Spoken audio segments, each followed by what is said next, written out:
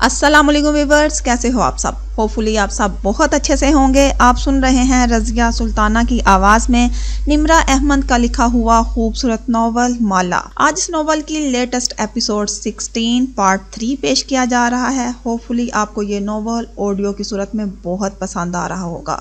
मेरे लिए ये नॉवल बहुत इंफॉर्मेटिव, फनी एंड इंटरटेनिंग है। आपके लिए ये नॉवल क्या हैसियत रखता है कमेंट बॉक्स में ज़रूर बताइएगा। चलें स्टार्ट करते हैं। माला, ऑडियो बाय रज़िया सुल्ताना। हिस्सा सोम वैनकोवर, किस्त नंबर 16।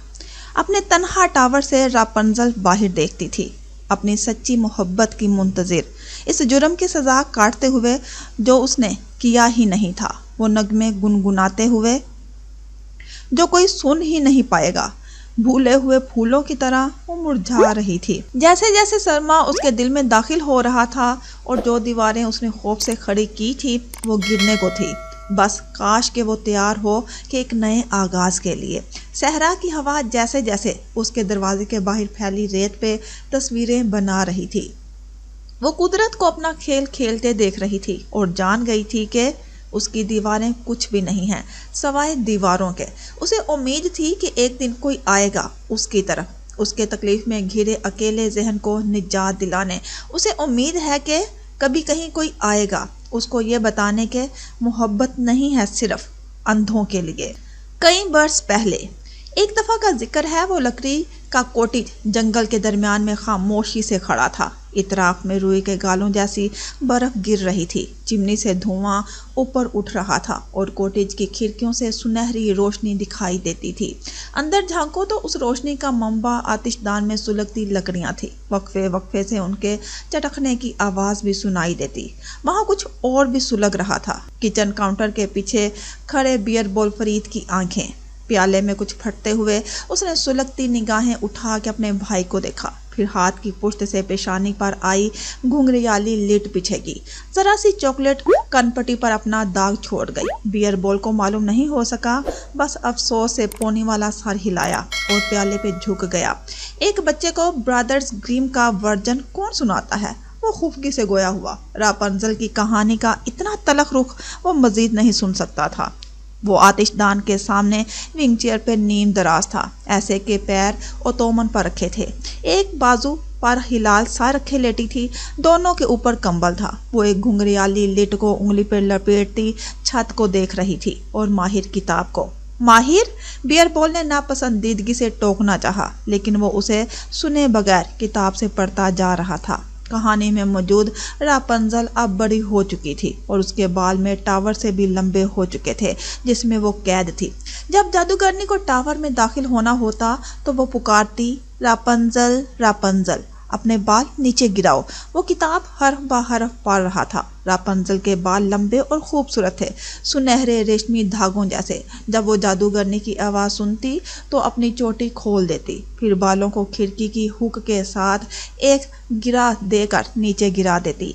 यूं जादूगरनी ऊपर चढ़ आती। फिर कुछ साल यूं ही गुजर गए। खिड़की के बाहर बर्फ के नन्हे नन्हे गाले गिर रहे थे। चंद टुकड़े शीशों से चिपक जाते, फिर पिघल के धड़ाम से नीचे जा गिरते। एक दिन एक शहजादा 2 घोड़े पर सवार इस जंगल में सफर करता हुआ उस तरफ आन निकला। हलाल ने एकदम चेहरा ऊंचा करके उसे देखा। शहजादा उसको बचाने आया था। उसकी आंखों में चमक उतरी।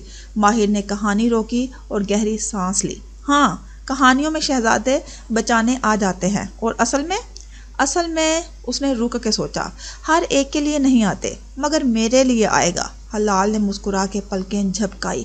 वो भी मुस्कुरा दिया और वापस पढ़ने लगा। शहजादे ने वो नगमा सुना जो वो गुनगुना रही थी। वो बहुत खूबसूरत था। वो टावर के नीचे खड़ा उसे सुने गया। वो उस टावर पे ऊपर चढ़ना चाहता था, लेकिन कोई दरवाज़ा नहीं था। उसे दरवाज़ा मिल जाएगा, वो बुड़बुड़ाई। कुछ था अजीब सा جو ماہر نے پہلو بدلا۔ توجہ کہانی پر مبذول رکھنا چاہیے۔ شہزادہ اس وقت واپس چلا گیا، لیکن وہ نغمہ اس کو اتنا پسند آیا کہ وہ ہر روز جنگل میں جا کے اس کو سنتا۔ ایک دفعہ وہ جنگل میں ایک درخت کے پیچھے کھڑا نغمہ سن رہا تھا جب اس نے جادوگرنی کو دیکھا۔ وہ راپنزل کو بال نیچے گرانے کا کہہ رہی تھی اور پھر شہزادے کے دیکھتے ہی دیکھتے وہ اوپر چڑھتی گئی۔ شہزادے نے سوچا اگر ٹاور میں جانے کی یہ سیڑھی ہے تو کسی دن وہ بھی اپنی قسمت آزمائے گا۔ وہ جواباً کچھ بڑبڑائی، وہ سن نہیں پایا، کتاب سے پڑھتا گیا۔ بیئر بول کی بڑبڑاہٹ ہنوز جاری تھی۔ وہ برادرز گریم کے آباؤ اجداد تک پہنچ چکا تھا۔ اگلے روز اندھیرا ہونے سے پہلے شہزادہ ٹاور تک گیا اور پکارا، راپنزل راپنزل، اپنے بال نیچے گراؤ۔ بال نیچے آئے اور وہ اوپر چڑھ گیا۔ راپنزل پہلے تو اس کو دیکھ کے ڈری، لیکن وہ اتنا مہربان تھا کہ اس کا ڈر جاتا رہا۔ اس نے طے کیا کہ وہ اس کے ساتھ اس کے ملک چلی جائے گی، لیکن اسے ٹاور سے جانے کا راستہ معلوم نہ تھا۔ سو اس نے شہزادے سے کہا کہ وہ اس کو ہر روز ذرا سی ریشم لا دیا کرے تاکہ وہ اس سے ایک سیڑھی گوند سکے۔ آتش دان سے سلگتی لکڑیوں کے چٹکنے کی آواز ہنوز سنائی دے رہی تھی۔ حلال گنگریالی لٹ کے ساتھ کھیلتی دور خلا میں کسی غیر مرئی نقطے کو دیکھ رہی تھی۔ جادوگرنی کو کئی روز تک معلوم نہ ہو سکا کہ کیا معاملہ چل رہا ہے، یہاں تک کہ ایک دن جب وہ راپنزل کے بالوں پہ چڑھ کے اوپر آئی تو غصے میں راپنزل نے اسے کہہ دیا کہ تم اتنی بھاری کیوں ہو؟ شہزادہ تو میرے بالوں سے اوپر چڑھنے میں اتنا وقت نہیں لگاتا۔ بیئر بول فرید نے بے اختیار ماتھے کو چھوا۔ وہ اتنی سٹوپڈ کیوں تھی کہ وہ اپنا راز خود ہی بتا دیا؟ ماہر نے ہلکے سے شانے اچکائے، کیونکہ جس دور میں یہ لکھی گئی تھی کہانیوں میں وہ عورتیں سادہ ہوا کرتی تھی، یا شاید وہ اب ڈرتی نہیں تھی۔ حلال کی آواز بہت ہلکی تھی۔ دونوں نے بے اختیار اسے دیکھا۔ وہ ابھی تک چھت کو دیکھ رہی تھی۔ کچھ تھا اس کے انداز میں کہ ماہر نے پہلو بدلا۔ یہ بس ایک کہانی ہے حلال۔ اس نے کتاب بند کی۔ بیئر بول پینٹری سے کچھ اٹھانے گیا تھا۔ صرف ایک کہانی، اس نے حلال کو دیکھتے ہوئے زور دیا۔ حلال نے دھیرے سے 2-3 دفعہ پلکیں جھپکائی۔ وہ مجھے بچانے آئے گا، لیکن پھر میرے ساتھ قید ہو جائے گا۔ ہم دونوں ایک ساتھ بڑے ہوں گے۔ کیا؟ اس کی آنکھیں اچنبھے سے چھوٹی ہوئی۔ حلال نے اپنا چہرہ اس کے کان کے قریب کیا۔ وہ مجھے بچانے آئے گا۔ آواز سرگوشی میں بدل گئی۔ کون؟ اس کا نام بدر ہے۔ کون بدر؟ ماہر نے چونک کر اسے دیکھا۔ وی ول گرو اپ ٹوگیدر۔ وہ ہلکا سا مسکرائی۔ ماہر مسکرا نہیں سکا۔ شاید وہ ہر دوسرے انسان کی طرح خود کو کہانی کا مرکزی کردار تصور کرنے لگی تھی۔ یہ انسانی رویہ ہے، اس کو جو کہانی اچھی لگتی ہے وہ خود کو اس میں لے جاتا ہے۔ مالا ڈیپٹیو ڈے ڈریمنگ۔ اس نے سر جھٹکا اور کتاب واپس کھولی۔ جادوگرنی نے غصے میں راپنزل کے بال کاٹ دیے اور اسے کسی جنگل میں چھوڑ آئی۔ پھر وہ اب کے قدرے غیر آرام دہ سا کہانی سنا رہا تھا۔ برف باہر بنا چاپ کے گر رہی تھی۔ ساری دنیا سفید ہو چکی تھی، مگر لکڑی کے کوٹیج کی کھڑکیاں ہنوز سنہری تھی۔ ماہر بھائی، اس کی سرگوشی پھر سے بلند ہوئی۔ وہ صفحہ پلٹاتے ہوئے رکا۔ کیا میں آپ سے ایک سوال پوچھ سکتی ہوں؟ ہم اس برسوں پرانے قصے کو یہیں روک کے واپس اپنی کہانی کی طرف جاتے ہیں۔ موجودہ دن۔ نگینہ اور ضیاء سلطان کے وین کوور والے گھر کی بیسمنٹ اتنی ہی طویل تھی جتنا کہ سارا گھر۔ بیسمنٹ خالی نہیں تھی، کاٹ کباڑ سے بھری تھی۔ ہر طرف کچھ حصہ صاف تھا، وہی ایک لکڑی کے ستون سے زنجیر بندی تھی جس کا دوسرا سر حلال کے پیر میں تھا۔ وہ اسی ستون کے ساتھ کھڑی تھی۔ ہاتھ میں ایک نوکیلا سا لکڑی کا ٹکڑا تھا جس سے وہ ستون پر لکیریں کھینچ رہی تھی۔ نیم اندھیر کمرے میں اس کی لکیروں کی بدصورت آواز گونجتی تھی۔ ضیاء سلطان زنے اترتا نیچے آیا اور اسے ستون کے ساتھ کھڑے دیکھا۔ اس کی ضیاء کی طرف پشت تھی اور وہ یہاں سے اس کے گھنگریالے بال کمر پر بکھرے دیکھ سکتا تھا۔ وہ کافی الجھے سے تھے، لیکن اس وقت اس کی زندگی میں حلال سے بڑے مسائل تھے۔ اس کا لباس گزشتہ روز والا اور ملگجا سا تھا اور چہرہ ویران۔ اس نے حلال کے قدموں کے قریب ایک کھانے کی ٹرے رکھی، پھر ناپسندیدگی سے اسے دیکھا۔ اس کی ماں کا پیدا کیا مسئلہ جس کو وہ نہ اگل سکتا تھا نہ نگل سکتا تھا۔ کھانا کھا لو حلال۔ وہ اس کی طرف نہیں مڑی، وہیں کھڑی ستون پہ لکیریں کھینچتی رہی۔ जैसे उसके सामने स्टैंड पर रखा कैनवस हो जिसके आगे खड़ी वो कोई पोर्ट्रेट बना रही हो। वो धीरे से पंजों के बल जमीन पर बैठा। चंद लम्हे यूं ही गुजर गए। सिर्फ नोकीली चीज के रगड़ने की नागवार आवाज सुनाई देती रही। तुम्हें उस दिन मर जाना चाहिए था हलाल, जब मैंने तुम्हें छत से नीचे फेंका था। तुम मेरे लिए एक बहुत बड़ा बोझ हो। वो इसी शहर में है, वो हल्का सा बोली। उसके झुके चेहरे पर मुस्कुराहट थी, शायद वो मुस्कुरा रही थी। जियाद देख नहीं सका। कौन? बदर। वो बुरबुराई। वो चौंका। आबरू मशकूक अंदाज में इकट्ठे किए। उसकी जानिब पुश्त किए खड़ी सतून पर कुछ बना रही थी। जियाद ने गौर से उसकी पुश्त को देखा। वो अजीब सी थी, लेकिन उसकी बातें बेमैनी नहीं होती थी। ये वो जानता था। बदर कौन है? मेरी रेशम की सीढ़ी। वो सतून पर उभरती लकीरें देख रहा था। वो एक टावर बना रही थी जिससे कुछ लटक रहा था। क्या कहना चाह रही हो हलाल? वो मुझे बचाने आएगा। जियाद सुल्तान के चेहरे पे नागवारी और बेजारी एक साथ उतरी। कोई तुम्हें बचाने नहीं आएगा। अगर तुम इस बेसमेंट में मर जाओ तब भी किसी को इस वक्त तक मालूम नहीं हो सकेगा जब तक हमारी 6 माह की लीज खत्म ना हो जाए। वो मुझे बचाने आएगा। वो बुरबुरा रही थी। अपने भागने का प्लान मुझे क्यों बता रही हो? वो उकता के खड़ा हुआ। ये अच्छी मुसीबत थी क्योंकि हलाल डरती नहीं है। जियाद ने सर झटका और सीढ़ियों की तरफ बढ़ गया। वो तुम्हें सब नहीं बताती। वो बुरबुराई। जियाद पहले जीने पर ठहरा, पलट के उसे देखा। वो गर्दन तिरछी किए नोकीले टुकड़े को सतून से रगड़ रही थी। कौन? सरकार। कुछ है जो वो तुम्हें नहीं बता रही। जियाद सुल्तान की रीढ़ की हड्डी में एक सर्द लहर दौड़ गई। उसका सांस एकदम उस नीम तारीख बेसमेंट में तंग होने लगा। अपनी फिक्र करो, मेरी नहीं। उखड़े अंदाज में कहता वो ऊपर चढ़ता गया। उसे इस बला से दूर जाना था। उस सुबह जब वो अपनी शिफ्ट में माल में दाखिल हुई तो एंट्रेंस पे बहुत सी खुशबुओं ने उसका इस्तकबाल किया। माल का signature air freshener, perfumes, coffee beans के रोस्ट होने की महक। लेकिन उसे आज कुछ अच्छा नहीं लग रहा था। दिल भारी था, चेहरा भी दिल का आईना बना हुआ था। अपने काफ़ी बार तक आई तो सिंक पे एक स्प्रे बोतल धोती। पीटर एशिया ने गौर से उसे देखा। माला सर झुकाए स्याह इपरन बांध रही थी। उलझे उलझे बाल, चेहरे के वाजिया दाने और जर्द रंगत। वो 2-3 दिन ऑफ कर लेती। पीटर एशिया की आवाज़ में अफसोस था। माला ने आंखें उठाई तो उसने देखा सबज आंखों तले गहरे हल्के थे। मैं ठीक हूँ, वो संजीदगी से कहती इपरन की गिरा बांधने लगी। फिर एहसास हुआ कि पेट उसे ही देख रही है। सवालिया अंदाज में उसे देखा तो उसने आबरू से शेल्फ की तरफ इशारा किया। माला ने चौंक कर उसकी निगाहों का ताकुब किया। वहाँ उसका नन्हा सफ़ेद गमला रखा था। वो यहाँ से भी देख सकती थी कि उसके नीचे एक जर्द नोट रखा दिखाई दे रहा था। ये किसने रखा है? तुम्हारे फ्रेंड ने, जो सारे स्टाफ को भारी टिप्स देकर गया था। उसने आंखें घुमाई। माहिर? माला ने गहरी सांस लेकर अफसोस से सर हिलाया। फिर गमले तक आई और नीचे रखा नोट निकाला। तुम लेट हो, दोबारा हुई तो जेपी किसी और को हायर कर लेगी। वो जो उसकी बात मानती होगी। वो ना चाहते हुए भी मुस्कुरा दी। माँ बीमार थी। वो उन्हें दवा दे के सुला आई और बाहर लॉन में कैफ का इंतज़ार करने लगी। उसे काम करते हुए थोड़ा अरसा ही हुआ था और वो आज अपनी शिफ्ट पे नहीं पहुंचा था। उसे उस पर गुस्सा आ रहा था। उस रोज़ उसने स्टडी में कुछ कहा था, कुछ मुबहम सा। काश हम मुख्तलिफ हालात में मिले होते। उसे मुबहम बातों पे गुस्सा आता था। फिर गेट आहिस्ता से खुला और अंदर आता दिखाई दिया। तुम लेट हो। वो वस्त लॉन में चेयर पे बैठी खफा लग रही थी। अब मेहमानों में बिजी थी। वो गए तो मैं आ गया। इस बात का लेट होने से क्या ताल्लुक? मुझे काम था इसलिए लेट हो गया। दोबारा मत होना वरना। कैफ ने बगौर उसे देख के पूछा था। वरना मैं किसी और को हायर कर लूँगी, वो जो मेरी बात मानता होगा। लाहौर और मुबीन मंजिल की इस चांदनी रात का फसूद धीरे से फिजा में तहलील हो गया। वो उदासी से मुस्कुरा दी। फिर सर झटका और कलम से चंद अल्फाज नोट की पुश्त पे घसीड़े और उसे वापस गमले तले रख दिया।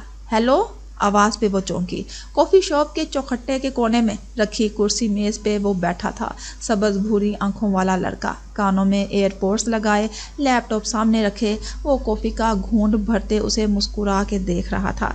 उससे कह रहा था कि एयरपोर्ट्स के ज़रिए किसी की कॉल पे था। वो फैसला ना कर सकी। हेलो कशमाला, उसने हाथ हिलाया। साथ ही निगाह कशमाला के इपरन पर लगे नाम पे डाली। اس کے گلے میں کچھ پھنس سا گیا، آنکھوں میں نمی آ گئی۔ بدوقت مسکرا کے سر ہلایا، پھر سر فوراً ہی جھکا دیا۔ وہ خود کو کسی غیر ضروری کام میں مصروف کرنا چاہتی تھی، لیکن وہ لڑکا بدر، وہ اپنی میز سے اٹھ کے اس طرف آ رہا تھا۔ اس کے دل پہ کسی نے پیر رکھ دیا۔ آپ کچھ کہنا چاہتے ہیں کشمالا؟ مالا نے نگاہیں اٹھائی، وہ مسکراتے ہوئے اسے دیکھ رہا تھا۔ سوری، مجھے ہمیشہ یہ لگتا ہے کہ آپ مجھ سے کچھ کہنا چاہتی ہیں۔ اس نے بدوقت آنکھوں کو گیلا ہونے سے روکا، مسکرا کے نفی میں سر ہلایا۔ نہیں تو؟ اسے خود بھی معلوم تھا کہ وہ جھوٹ تھا۔ وہ کچھ کہنا چاہتی تھی، لیکن نہیں، ابھی اس کا وقت نہیں آیا تھا۔ آپ مجھے جانتی ہیں؟ اسے آنکھیں چھوٹی کر کے دیکھنے لگا، جیسے پہچاننے کی کوشش کر رہا ہو۔ آنسو پلکوں پہ اکٹھے ہونے لگے، لیکن اس نے سختی سے گردن دائیں بائیں ہلائی۔ نہیں، بالکل نہیں۔ Okay thanks. وہ مسکرا کے واپس اپنی کرسی تک چلا گیا۔ ایک آنسو آنکھ سے لڑکا، لیکن اس نے بے دردی سے ہتھیلی کی پشت سے اسے صاف کیا۔ مالا؟ خفا آواز پہ وہ چونکی، جیسے ڈر گئی ہو۔ اونچی آوازیں اسے اسی طرح ڈرا دیتی تھی۔ امید ہے تم پیسوں کا انتظام کر رہی ہوگی۔ جے پی شاپ کی سکھنی سپروائزر ماتھے پر بال ڈالے اس کی طرف آ رہی تھی۔ اس نے جلدی سے اس بات میں سر ہلا دیا۔ میں 2 ہفتے میں انتظام کر لوں گی اور پھر یہ جاب چھوڑ دوں گی۔ اسے گھورتے ہوئے آگے بڑھ گئی۔ اب وہ ریک میں رکھی چیزوں کو الٹ پلٹ کر رہی تھی۔ وہ جانتی تھی اسے اس مصیبت میں کس نے پھنسایا تھا۔ نگاہ اٹھا کے مال کے دوسرے سرے پہ ڈالی۔ وہاں ایک دوسری شاپ پہ کیف جمال اپنی مخصوص جگہ پر براجمان تھا۔ وہ یہاں بیٹھ کے اس پر نظر رکھتا تھا، لیکن آج وہ اس طرف متوجہ نہ تھا۔ وہ ایک لڑکی کے ساتھ کھڑا تھا، دیسی خدوخال کی قدرے فربا سی لڑکی۔ اسے کچھ کہہ رہی تھی اور وہ سر ہلا کے سن رہا تھا۔ دفتر مالا کو اپنی طرف متوجہ پا کے وہ مسکرایا اور اس لڑکی سے کچھ کہا۔ لڑکی نے بھی پلٹ کے اسے دیکھا اور سر کو اس بات میں جنبش دی جیسے سلام کہہ رہی ہو۔ وہ رسماً مسکرائی اور سر کو خم دیا۔ والسلام۔ یہ کون تھی؟ کچھ دیر بعد کیف اس کے پاس آیا تو وہ پوچھے بنا نہ رہ سکی۔ روبی، میری کلائنٹ، اگلے ہفتے اس کی شادی کا فنکشن شوٹ کر رہا ہوں۔ میرے بارے میں کیا بتا رہے تھے؟ یہی کہ اگر آپ میرے ساتھ شادی پہ آئی تو وہ برا تو نہیں منائے گی۔ میں تمہارے ساتھ کیوں جاؤں گی؟ شادی ویکینڈ پہ ہے، آپ فری ہوں گی، اور میرا نہیں خیال کہ آپ کو تنہا گھومنا چاہیے۔ کچھ تھا جو اس کے انداز میں بدلا ہوا تھا، کچھ نرم سا۔ سوچوں گی۔ وہ سر جھکا کے کام کرنے لگی، پھر احساس ہوا کہ اسے دیکھ رہا ہے۔ چونک کر سر اٹھایا۔ آپ کی طبیعت ٹھیک ہے نا؟ وہ بغور سے دیکھ رہا تھا۔ ہاں، مجھے کیا ہونا ہے؟ وہ تختی سے کہہ کے پلٹ گئی۔ کاؤنٹر پہ ایک گاہک آ کھڑا ہوا، اسے اس کا آرڈر لینا تھا۔ کیف جمال نے افسوس سے اسے جاتے دیکھا، پھر موبائل اسکرین پہ نگاہ ڈالی۔ زیاد کا میسج آیا ہوا تھا۔ وہ معمول کے مطابق مالا کے بارے میں پوچھ رہا تھا۔ کیف کے ماتھے پر بل پڑے۔ اب اسے اپنی بیوی کا خیال آ گیا۔ جب وہ کل کلینک میں اکیلی تھی تب وہ کہاں تھا؟ جواب دیے بنا وہ واپس اپنی نشست کی طرف بھاگ گیا۔ موعید؟ دوپہر میں اسے جیسے ہی لنچ بریک ملی، وہ موبائل پہ موعید کو کال ملاتے ہوئے مال کی راہداری میں آگے چلتی آئی، جے پی اور کیف جمال سے دور جہاں اس کی کال نہ سن سکے۔ مالا؟ موعید نے جماہی لیتے ہوئے جواب دیا۔ وقت تو دیکھ لیا کرو، اہم بات ہے۔ تمہارا کیس چل رہا ہے مالا، 2-3 ہفتوں میں فیصلہ آ جائے گا، نکاح تنسیخ ہو جائے گا۔ Don't worry. وہ نیند میں تھا۔ موعید، مجھے باغ میں سے اپنا حصہ چاہیے۔ دوسری جانب خاموشی چھا گئی۔ تم نے باغ بیچا تھا، وہ اسے یاد دلا رہی تھی۔ ان پیسوں میں میرا حصہ تھا موعید۔ وہ راہداری کے سرے پہ کھڑی فون کان سے لگائے ہوئے تھی۔ تم مجھے آدھی رات کو پیسوں کے لیے فون کر رہی ہو؟ مجھے پیسے چاہیے موعید۔ اس کی آنکھیں بھیگنے لگی، گال سرخ ہونے لگے۔ یار، میں پیسے لے کر بھاگ تو نہیں رہا۔ اتنا تو سوچا کرو کہ میں تمہارا کام بھی ساتھ کر رہا ہوں، وکیل کی فیس دے رہا ہوں۔ مجھے کسی کے پیسے دینے ہیں، ورنہ میں مسئلے میں پھنس سکتی ہوں۔ پلیز میری بات سمجھو۔ تم عباد سے مانگ سکتی ہو۔ عباد میرا بھائی نہیں ہے، تم ہو۔ مالا، یار میرے پاس پیسے نہیں ہیں، میں کیا کروں؟ خود کو بیچ دوں؟ اور تمہاری بیوی جو ہر روز انسٹا پہ اپنا نیا فرنیچر پوسٹ کرتی ہے، وہ اپنا کماتی ہے یار، اس کے پیچھے کیوں پڑی رہتی ہو تم دونوں؟ اس کے سر میں درد اٹھنے لگا، ایسا شدید کہ لگتا تھا کہ دماغ کی رگ پھٹ جائے گی۔ ایک ہاتھ سے کنپٹی سہلاتے ہوئے اس نے بہت ضبط سے خود کو پرسکون کیا۔ موعید؟ وہ بولی تو آواز نیچی تھی۔ مجھے پیسے چاہیے۔ تمہارے ڈائمنڈز کہاں گئے؟ حلق میں بہت سے آنسو اکٹھے ہونے لگے، لیکن نہیں، اسے روئے بغیر اپنی بات مکمل کرنی تھی۔ میرے زیادہ تر ڈائمنڈز زیاد کے پاس رہ گئے، جو میرے پاس تھے وہ میں نے کم قیمت پہ یہاں بیچ دیے۔ مجھے ایک میڈیکل پروسیجر کے لیے رقم چاہیے تھی۔ وہ ایک شاپ کے ساتھ کھڑی تھی، اس کی شیشے کی دیوار میں اسے اپنا عکس دکھائی دے رہا تھا، زرد چہرہ، ہتھیلی کی پشت پہ آئی وی لائن کے بعد پڑنے والا نیل۔ یار باغ کے پیسے اتنے نہیں تھے کہ تمہارے کام آ سکیں، جب ہوں گے تو دے دوں گی، ابھی نہیں ہیں۔ پھر تم وہاں رہ کیوں رہی ہو؟ واپس آ جاؤ، پاکستان کے خرچے کینیڈا سے کم ہوں گے، ویسے بھی خاندان بھر میں باتیں۔ معید، تم مجھے 2 ہفتے کے اندر پیمنٹ کر سکتے ہو یا نہیں؟ اس کی آواز بلند ہونے لگی۔ ایک لمحے کے لیے لائن خاموش ہو گئی۔ نہیں، معید کا انداز قطعی تھا۔ پھر وہ کچھ اور بھی کہنے لگا، لیکن اس نے زور سے سرخ بٹن دبایا۔ لائن دم توڑ گئی اور اس کی امید بھی۔ وہ تیزی سے راہداری کے اندر مڑ گئی۔ اس کے اختتام پہ لیڈیز ریسٹ رومز تھے، وہ آگے تک نہیں گئی، اس میں ہمت نہیں تھی۔ وہیں ایک جگہ دیوار کا سہارا لے کر ٹھہری۔ دل کا وزن اب بڑھتا جا رہا تھا، اتنا کہ قدم ہلنے کے قابل نہیں رہے تھے۔ کل سے روکے ہوئے آنسو بے اختیار ابل پڑے تھے۔ وہ وہیں راہداری کے کونے میں دیوار کے ساتھ نیچے بیٹھتی چلی گئی۔ بے بسی، پریشانی، خوف، سب کچھ ایک ساتھ جمع ہو گیا تھا۔ ذہن میں ڈھیر ساری آوازوں کا شور جمع تھا۔ اس نے چہرہ دونوں ہاتھوں میں چھپا لیا اور ایک دم بچوں کی طرح رونے لگی۔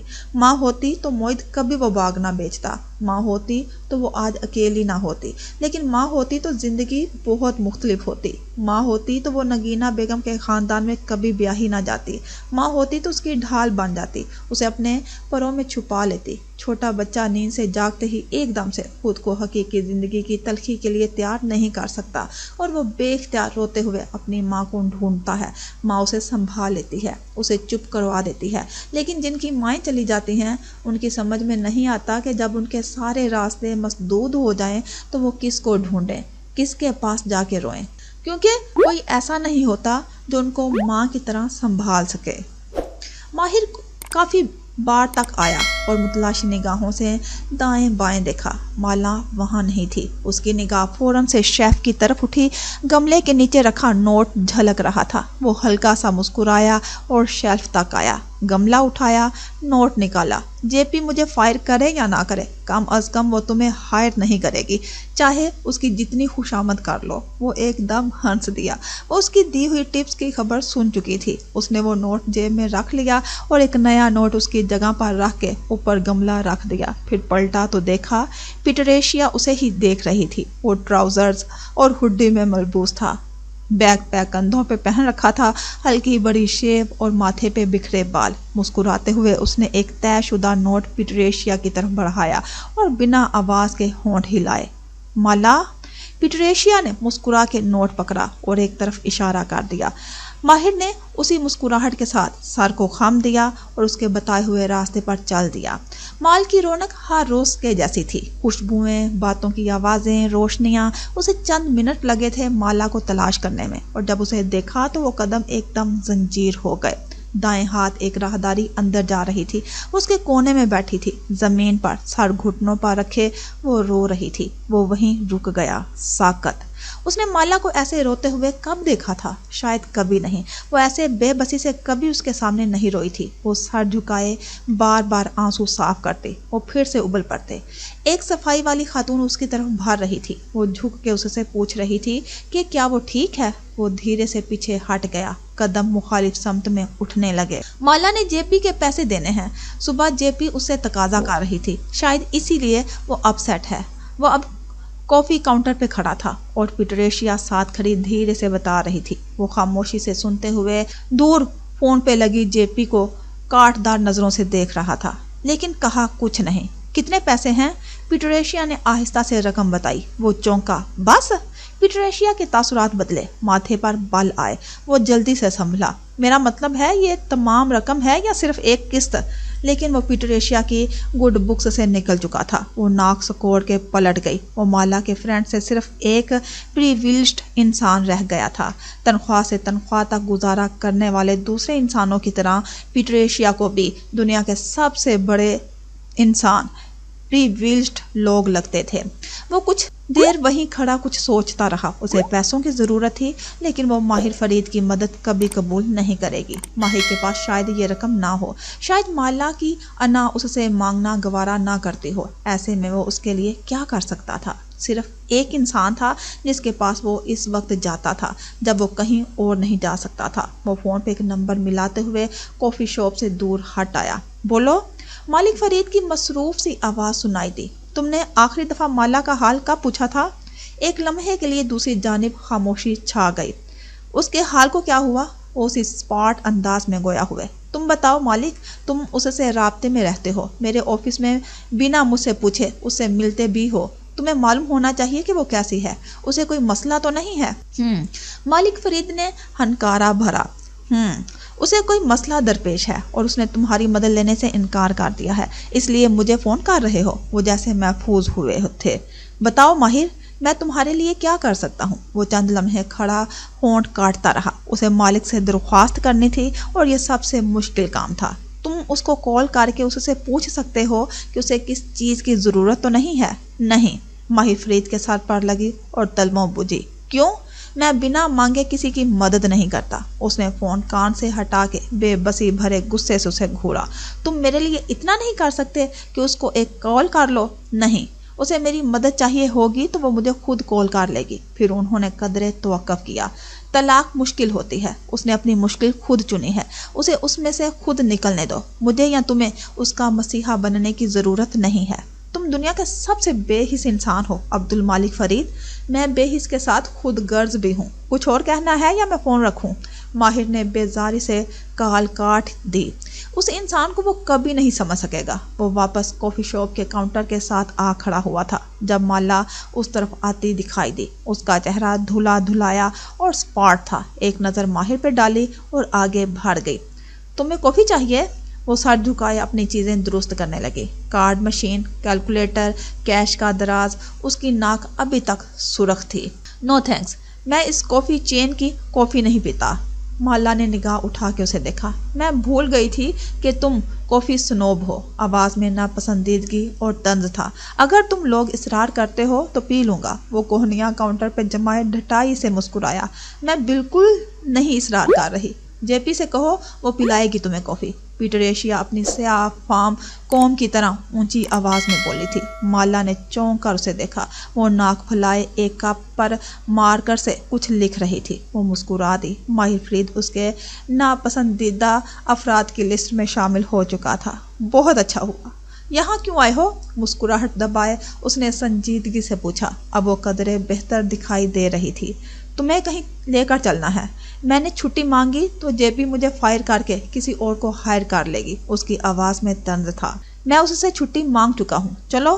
آبرو سے اشارہ کیا. وہ چند لمحے بے بسی بھرے افسوس سے اسے دیکھے گئی. وہ ایسا ہی تھا جب کیف جمال بن کے اس کی نوکری کرتا تھا. تب بھی اس کی بات نہیں مانتا تھا، اپنی منواتا تھا. میں نہیں جانا چاہتی. لیکن ماہر نے مال کی ایگزٹ کو جاتی راہداری کی طرف ہاتھ سے اشارہ کیا. مالا نے اپرن کی گرا نوچنے والے انداز میں کھینچی. یہ طے تھا کہ وہ وہاں سے نہیں ہٹے گا. وہ اپنا سامان سمیٹنے لگی. بائے کشمالا. وہ دونوں ایگزٹ کی طرف جانے لگے تھے جب آواز پہ ماہر چونکا. کافی بار کی آخری میز پہ ایک لڑکا بیٹھا تھا، لیپ ٹاپ سامنے رکھے کچھ ٹائپ کرتے ہوئے. اس نے مسکرا کے کشمالا کو ہاتھ ہلایا تھا. اس کی میز پر رکھے کپ کا رخ یوں مڑا ہوا تھا کہ صرف نام کا پہلا حرف بھی دکھائی دیتا تھا. بائے. ماہر نے بے اختیار مالا کو دیکھا. وہ ہلکا سا مسکرا کے اس کو جواباً ہاتھ ہلا رہی تھی. اس کی مسکراہٹ کچھ مختلف تھی. کچھ تھا جو اسے غیر آرام دہ کر گیا. یہ کون تھا؟ وہ راہداری میں اس کے ساتھ چلتے ہوئے پوچھنے لگا. تم سے مطلب؟ صرف پوچھ رہا ہوں. مال میں بیٹھ کے کون کام کرتا ہے؟ وہ وسط راہداری کے رکی اور سنجیدگی سے اس کی طرف پلٹی. اگر تم میری زندگی میں مداخلت کرو گے تو میں تمہارے ساتھ کہیں نہیں جا رہی. تمام. اس نے ہاتھ اٹھا دیے. میں یوں ہی پوچھ رہا تھا. وہ سر جھٹک کے آگے بڑھ گئی. البتہ وہ دیکھ سکتا تھا کہ کچھ تھا جو اس کے انداز میں بدلا تھا، جیسے وہ احتراز برت رہی ہو، نگاہ چرا رہی ہو. اس نے پلٹ کے دیکھا. وہ لڑکا اب وہاں نہیں بیٹھا تھا. ہم کہاں جا رہے ہیں؟ پارکنگ میں پہنچتے ہی اس نے پوچھا تھا. اس لڑکی سے ملنے جس کے بارے میں تم ہر ایک سے پوچھتی آئی تھی سوائے میرے. وہ کار کے دروازے کے ساتھ رک کے ناسمجھی سے اسے دیکھنے لگی۔ سن گلاسز لگاتے ہوئے وہ ہلکا سا مسکرایا۔ سبرینا وہ ایک وسیع اور عریض سبزہ زار پر بنی 2 منزلہ عمارت تھی۔ لون میں رنگ برنگی سلائیڈز اور دوسرے جھولے نصب تھے۔ اس وقت ان پر مختلف رنگ و نسل کے بچے موجود تھے۔ کوئی سلائیڈ لے رہا تھا، کوئی گرا بنا کے گول گول گھوم رہا تھا۔ عمارت کے عقب میں سرمئی پہاڑوں کی سفید چوٹیاں اور ان پہ اتری شام کی آخری روشنی دکھائی دے رہی تھی۔ وہ دونوں ساتھ ساتھ چلتے عمارت کے چھوٹے سے لکڑی کے گیٹ تک آئے۔ باڑ کے پار سے وہ جھولوں پر کھیلتے بچوں کو دیکھ سکتے تھے، لیکن وہ انہیں دیکھنے نہیں آئے تھے۔ تم نے وہی کیا جو تم ہمیشہ کرتے ہو، وہ ماتھے پر گلاسز ٹکائے تلخی سے کہتی اندر داخل ہو رہی تھی۔ ٹھنڈ بڑھ گئی تھی اور اس نے کوٹ پہن لیا تھا۔ کھلے بال ہوا سے پیچھے کو اڑ رہے تھے اور چہرہ شام کی روشنی میں مزید زرد لگ رہا تھا۔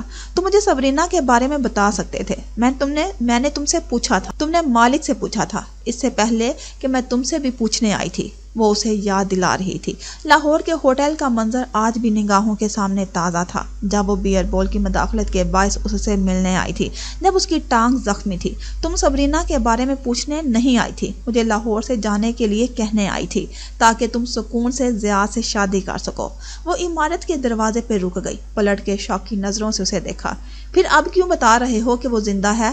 ماہر فرید نے ہلکے سے کندھے اچکا دیے۔ کیونکہ میں تم پہ اعتبار کرتا ہوں۔ مالا چند لمحے پتلیاں سکوڑے اسے دیکھتی رہی، پھر آگے بڑھ گئی۔ وہ سر جھٹک کے پیچھے چلنے لگا۔ وہ کسی اسکول کی عمارت تھی یا شاید ڈے کیئر تھا، وہ فیصلہ نہ کر سکی۔ دماغ اس وقت درست طور پر کام نہیں کر رہا تھا۔ چند قدم کے بعد وہ نامحسوس طریقے سے آگے آ گیا۔ اب اسے راستہ دکھا رہا تھا۔ وہ جانتا تھا کہ سبرینا انہیں کہاں ملے گی۔ وہ ایک کلاس روم کے قریب رک گئے۔ اس کی ایک دیوار شیشے کی بنی تھی، وہ اس کے پار سے اسے دیکھ سکتی تھی۔ وہ بچوں کے ایک گروہ کے وسط میں چھوٹی سی کرسی پہ بیٹھی تھی، سر جھکائے، اونچی پونی ٹیل اور سیاہ آنکھوں والی لڑکی مسکرا کے ایک کتاب پر کچھ لکھ رہی تھی۔ پھر اس نے رک کے سر اٹھایا، ان سے کچھ پوچھا تھا۔ وہ سب ایک ساتھ بولنے لگے۔ اس نے مسکرا کے نفی میں سر ہلایا اور تب ہی اس کی نگاہ ان پر پڑی۔ شیشے کی دیوار کے پار کھڑا ماہر، وہ جیبوں میں ہاتھ ڈالے سنجیدہ سا دکھائی دیتا تھا، اور اس کے ساتھ سبز آنکھوں اور گہرے بھورے بالوں والی دراز قد لڑکی جو اسے دیکھ رہی تھی بنا پلک جھپکائے۔ اس نے لمبے کوٹ پر اس باڈی بیگ پہن رکھا تھا، چہرہ زرد تھا اور آنکھیں، ان میں بہت کچھ تھا۔ وہ مسکرا کے اٹھ کھڑی ہوئی، وہ ان کا انتظار کر رہی تھی۔ کشمالا، وہ کلاس روم سے نکل کے ان کے سامنے آئی اور ہاتھ بڑھایا۔ مالا نے ہاتھ کوٹ کی جیب سے نہیں نکالا، بس پتلیاں سکوڑے اسے دیکھے گئی۔ سبرینا کی مسکراہٹ پھیکی ہوئی، ہاتھ واپس کھینچ لیا۔ مالا کو تم سے کچھ پوچھنا ہے۔ میں چاہتا تھا وہ براہ راست پوچھ لے، وہ اس کے کندھے کے پیچھے کھڑا تھا۔ سبرینا نے اس بات میں سر ہلایا، پھر ایک کمرے کی طرف اشارہ کیا۔ کشمالا کچھ کہے بنا اسی طرف بھاگ گئی۔ ماہر کو وہ البم میں نے دیا تھا، وہ باہر رہ گیا، اندر نہیں آیا۔ وہ یہاں سے انہیں نہیں دیکھ سکتی تھی، وہ صرف سبرینا کو دیکھ رہی تھی۔ وہ دونوں کمرے میں تنہا تھی۔ یہ بچوں کا کامن روم تھا۔ ایک طرف دیوار گیر شیشے کی کھڑکی تھی، فرش پر قالین بچھا تھا۔ سبرینا نے جوتے ایک طرف اتار دیے اور آلتی پالتی کر کے کھڑکی کی طرف پشت کیے بیٹھ گئی، جیسے یوگا کرنے لگی ہو۔ وہ البتہ نہیں بیٹھی، سبرینا کے مقابل دیوار کے ساتھ کمرہ ٹکائے کھڑی ہو گئی۔ لانگ بورڈز قالین پر دھڑے تھے اور نگاہیں اس لڑکی پہ جمی تھی۔ وہ چند منٹ بولتی رہی تھی، اس کی کہانی، وہ وہاں کیسے پہنچی، اس پہ قاتلانہ حملہ کرنے والا شخص کون تھا اور وہ کیسے اس ملک میں سیٹل ہوئی۔ میں نے ماہر سے کہا تھا کہ وہ تمہارے ساتھ وہ نہ ہونے دے جو البم میں موجود دوسری لڑکیوں کے ساتھ ہوا تھا۔ میں نے اسے کہا تھا کہ وہ تمہاری حفاظت کرے۔ کوئی کسی کی حفاظت نہیں کر سکتا۔ وہ تلخ ہوئی۔ سبرینا نے گہری سانس لی، پھر پہلو بدلا۔ میں کسی ضیاء سلطان کو نہیں جانتی، نہ وہ کبھی میرا منگیتر رہا ہے، لیکن ہاں، جس شخص نے مجھے مارنے کی کوشش کی، پولیس کے پروفائلز کے مطابق وہ میرے ساتھ اوبسیسڈ تھا، جیسے وہ ہر اس لڑکی کے ساتھ اوبسیسڈ رہا تھا جس کو اس نے قتل کیا تھا۔ وہ سینے پہ بازو لپیٹے چبھتی ہوئی نگاہوں سے اسے دیکھے گئی۔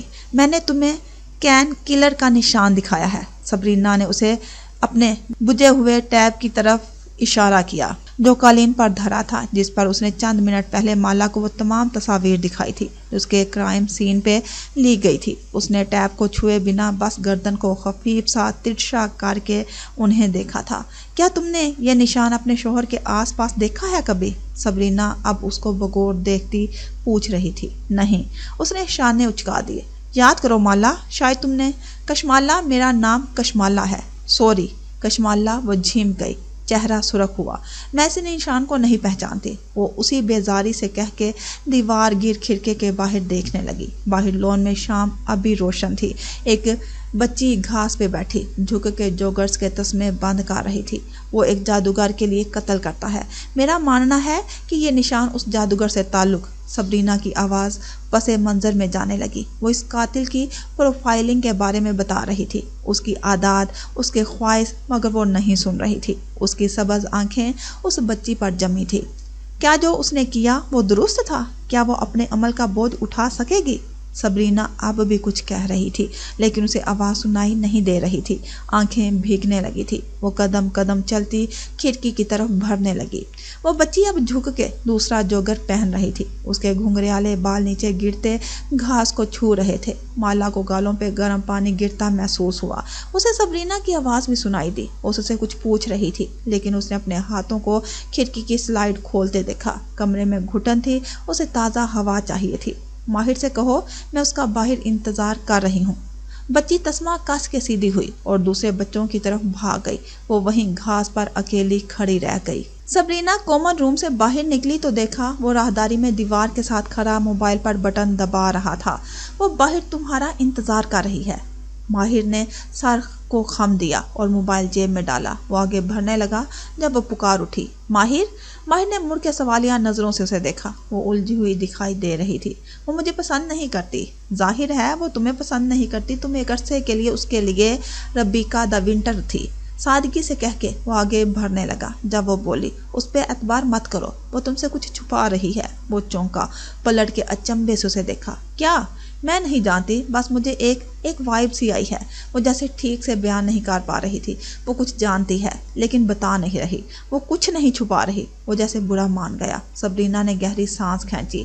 تم اس کو روز کلرڈ گلاسز، رنگین چشمے سے دیکھتے ہو، اس لیے میں زیادہ کچھ نہیں کہوں گی سوائے اس کے کہ اس کا راستہ چھوڑ کے ایک طرف ہٹ گئی کہ اس پہ اعتبار مت کرو۔ ماہر فرید نے ایک نظر کامن روم کے کھلے دروازے کو دیکھا۔ وہ شیشے کی کھڑکی کے پار لون میں کھڑی دکھائی دے رہی تھی۔ ہوا سے بال پیچھے کو اڑ رہے تھے اور نگاہیں ایک درخت پہ جمی تھی۔ میں اس پہ خود سے زیادہ بھروسہ کرتا ہوں۔ اس کا انداز قطعی تھا۔ پھر وہ رکا نہیں، باہر نکل گیا۔ میں جانتا ہوں تم اس کو پسند نہیں کرتی۔ وہ گیٹ عبور کر کے باہر جا رہی تھی۔ جب وہ اس کے برابر آن پہنچا، وہ قدرے غیب دماغ لگ رہی تھی، جیسے ذہن الجھا ہوا سا ہو۔ اس کی آواز پہ چونکی، پھر سر جھٹک دیا۔ جانتے ہو تو مجھے یہاں کیوں لائے تھے؟ وہ تلخی سے کہتی گزرگاہ پر قدم اٹھانے لگی۔ وہاں دور دور درختوں سے گھرا ایک طویل راستہ بنا تھا۔ ایک طرف عمارتیں تھیں اور دوسری طرف سڑک۔ وقفے سے کوئی کار زن سے ساتھ سے گزرتی۔ کیونکہ میں تم پہ اعتبار کرتا ہوں۔ مالا نے جواب نہیں دیا۔ سینے پہ بازو لپیٹے آگے بڑھتی گئی۔ ایک بات پوچھوں؟ کچھ تھا جو اس کے ذہن کے پچھلے خانے میں کھٹکنے لگا۔ سبرینا کی بات جیسے وہاں اٹک گئی تھی۔ کیا تم مجھ پہ اعتبار کرتی ہو؟ نہیں۔ ماہر فرید نے گہری سانس لی۔ اسے کشمالا مبین سے اس سے زیادہ کی توقع کرنی ہی نہیں چاہیے تھی۔ اوکے، دوسرا سوال، کیا تم مجھ سے کچھ چھپا رہی ہو؟ وہ درختوں کی قطار کے ساتھ رک گئی اور پھر اس کی طرف گھومی۔ اب وہ اس کی آنکھوں میں دیکھ سکتا تھا۔ کیا وہ بیمار تھی؟ میں نے تم سے مدد کا وعدہ کیا تھا، اعتبار کا نہیں، اس لیے میں تمہیں ہر بات بتانا ضروری نہیں سمجھتی۔ اور تم میرا اعتبار کب کرو گی؟ وہ ٹھنڈے پرسکون انداز میں پوچھ رہا تھا۔ جس دن تم مجھے خود پہ اعتبار کرنے کی وجہ فراہم کرو گے، کیونکہ ابھی تک تم نے مجھے صرف بے اعتباری کی وجوہات تھمائی ہیں، جتا کے کہا اور آگے بڑھ گئی۔ اس کا رخ پارکنگ میں کھڑی کار کی جانب تھا۔ ہمیں کبیرہ کے بیٹے آلیان کو ڈھونڈنا ہے۔ کیوں؟ وہ فرنٹ سیٹ کا دروازہ کھولتے ہوئے ٹھہری۔ کیونکہ وہی ہے جو حلال کے ساتھ قید ہوا تھا اور وہی ہے جو اس کی مدد کر سکتا ہے۔ ہو سکتا ہے اس نے کسی وجہ سے اپنا نام بدل لیا ہو۔ وہ اپنا دروازہ کھول رہا تھا۔ کشمالا کے چہرے پہ سایہ سا لہرایا۔ بدر؟ اس نے بنا آواز کے دہرایا۔ تم نے آلیان کی بچپن کی تصاویر دیکھی ہوں گی۔ کیا اتنے برس بعد اسے دیکھ کے پہچان لوگی؟ مالا نے بہت سا تھوک نکلا، شاید۔ نگاہیں جھکا کے وہ کار میں بیٹھی، سیٹ بیلٹ پہنتے ہوئے اسے احساس ہوا کہ اس کے ہاتھ کپ کپا رہے ہیں۔ Are you okay? وہ اپنی بیلٹ پہنتے ہوئے بغور سے اسے دیکھ رہا تھا۔ ہاں، مجھے واپس جانا ہے، بہت کام ہے، وہ رکھائی سے کہہ کے چہرہ کھڑکی کی طرف موڑ گئی۔ وہ سائیڈ مرر میں اس کا عکس دیکھ سکتا تھا۔ کچھ تھا جو وہاں بدلا تھا، وہ تاثر جو مال میں اس لڑکے کو بائے کہتے ہوئے اس نے مالا کے چہرے پہ دیکھا تھا، کچھ ایسا جو اس نے پہلے کبھی وہاں نہیں دیکھا تھا۔ وہ لڑکا کون تھا؟ ذہن نے سوال اٹھایا، لیکن ہاتھ خاموشی سے کار سٹارٹ کرنے لگے۔ اس پہ اعتبار مت کرو، وہ تم سے کچھ چھپا رہی ہے۔ وہ لب بھینجے ڈرائیو کرتے ہوئے گاہے بگاہے ایک نگاہ اس پہ ڈال لیتا۔ وہ خاموشی سے باہر دیکھ رہی تھی۔ وہ انسانوں کو بہت اچھے سے کتاب کی طرف پڑھ لیا کرتا تھا، لیکن کشمالہ مبین نے سرے ورق پر جیسے کوئی کاغذ چڑھا لیا تھا۔ کچھ تھا جو ماہر کو کھٹکنے لگا تھا۔ وہ لڑکا کون تھا؟